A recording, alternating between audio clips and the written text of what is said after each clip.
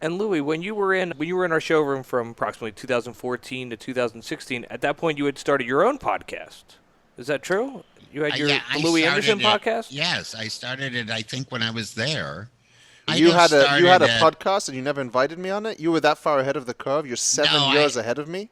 no, I think here's what happened. I had started it at another hotel. See, I don't even name the other hotel. I don't do that to you. Thank you. And then Tony came with me, and I said, oh, I should do some here. And then just as I was gearing up, I was driving into work one night, and I came in a little early so I could hear that train go, because that is a really strong memory of me as a kid. The train would go, and I love those freight trains when they go, because it was like having a friend. And that sound, and I came in early one night, and I got the call from my Steve Levine at ICM. He said, Louis C.K. wants your number. I said, give it to him. He calls me and he goes, Louis, we're doing a little sitcom for Zach Galifianakis, and we want you to play a part. And I go, yeah. He goes, we want you to play Zach's mother. I go, yes. And he said, all right, I'll call you. And 6 months later, I shot that pilot, and he lived. But no, I couldn't help it. I shot the pilot, and then FX said, we'll make the show. And then that took me into LA. But boy, that's a very memorable. I have that so solid in my mind, sitting there going, I got a show on. These are the guys, the generation before me, comics, hot, people that Jonathan Kreisel did Portlandia and many other things, Saturday Night Live, and Zach Galifianakis in probably the biggest movie of his era with Hangover, a Right? Vegas movie for sure. I wanted to ask And if you then ever spoke to him about your connection to the Plaza, because The Hangover 3 was filmed here at the Plaza. Did you guys ever have nobody any wants small to talk talk? about Hangover 3. I'm telling you right now, nobody wants to talk. Wait, didn't No, we I'm have? teasing Wasn't you. Hangover 1 here as well? No, just Hangover 3. When I they was did the just teasing parachute you. landing, that was number Yeah, 3. yeah. Yeah. No, we never talked about that because he didn't want to. Zach is the present, now and present guy, not a guy who wants to talk about his fame. He's a very humble. I always call him a reluctant superstar, because he does not want any praise or any of that stuff. He and I just talked to him recently. He's up in Canada. His wife is Canadian. They're up there. And he's a lovely human being, man. He's such a good friend of mine. Oh, that's awesome. But I think the reason I'm good friends with him is because I never ask him for anything. Because I think that's what happens to a guy's That's that. usually a good recipe for success. Don't you think that is in business too, Jonathan? You don't ask people unless you really need something. You don't ask for it. Yeah, and most people, no, absolutely, and those things will come through many. Those For relationships relationships, will those be built, and then relationships. later on in life, you realize that how much more valuable they were when they grow organically and in the way you just described. Yeah. Absolutely. I just want to say it's a huge honor to have you on the corner of Main Street, because yesterday you were on Conan. So I from was. Conan Well, this is to much more on the famous corner than of that. Main Street. This is way bigger than a Well, huge honor. Conan is the nicest, one of the, I shouldn't say the nicest because I'll get in trouble, but he and I just click. And so we talk. I said to him in the interview, I said, you're just a younger version of my hair. I just want you to know. Your hair is going to be just like Louis, this. what is a bigger honor, being on this podcast or on Conan yesterday? Oh, being on this podcast. Absolutely. Thank you. Because Conan has never paid me any money. So So when I first started working at the Plaza, you were headlining the showroom, and that was an iconic part of my first experience here in Vegas at the Plaza. But I want to know what it was like for you, being a celebrity, living in Vegas. Like, what was Vegas like? Where did you hang out? when I first came, I played at the Desert Inn with the Comedy Store on What year was that? November 21st, 1984, because my Tonight Show debut was November 20th. The next night, I debuted with Roseanne and Jim Carrey and 5 comics. It was like $15 for, and it was each of us did 8 to 12 minutes, and we did 2 shows, and it was a big deal to us because I think we got $1,500 or $2,000 for the week, and we're all, when you're at that level and you haven't really broken through, that's a lot of cash that you need. And of course, I lost it all at the Plaza. But that's another story. No, I'm just kidding. Louie, But when did you first perform at the Plaza? Was it in 2014, or did you have any stints prior to that? I never performed in that showroom before. I think I did. I think the first time I performed, I said, "Oh, this is it. This is really Vegas." And I hope you haven't changed too much in that showroom. It's not changed much at all. Still the way it is. Right now, it's socially distanced packed with people watching basketball games. Well, that's March good Madness. for the four, right? Yeah, For the, yeah, March Madness.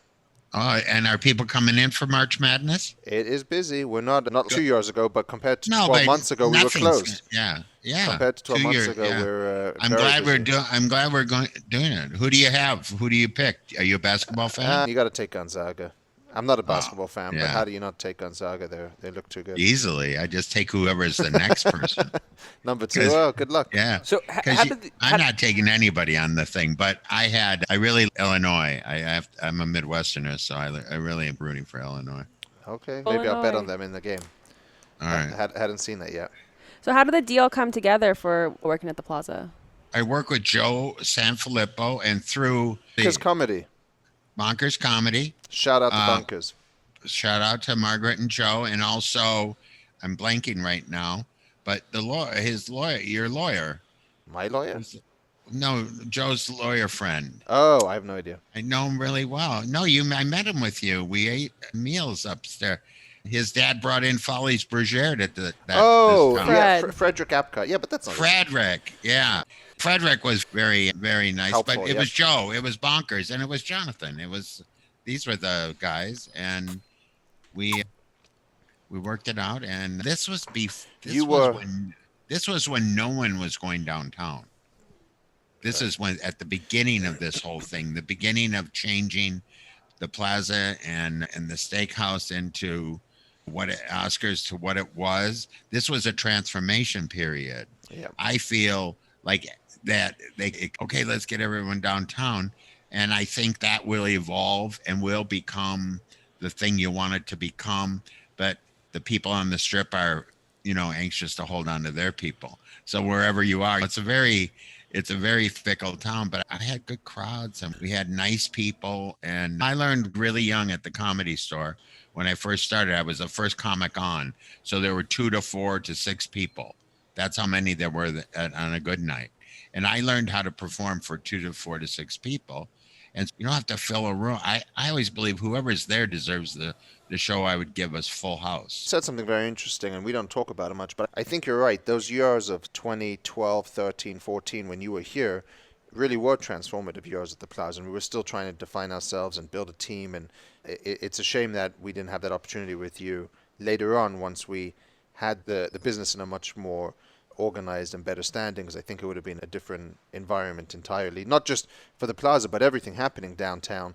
We're seeing comedy being a very big part of our focus going forward. And I think you know what? I won't talk about business with you right now, but my plan is I know exactly how to utilize that theater because I am so much more immersed in entertainment right now, in a sense. And I think I have transformative ideas for that size showroom with that size artists that can fill that, because that's a very particular artist, an artist who can sell. How many are in there? 4 something? Seated is 450. It can 500 be more, if Jonathan and I are seating them. Maybe 600 on a good night. But I learned that early in my career. Move in for God's sakes. Let them sit with you.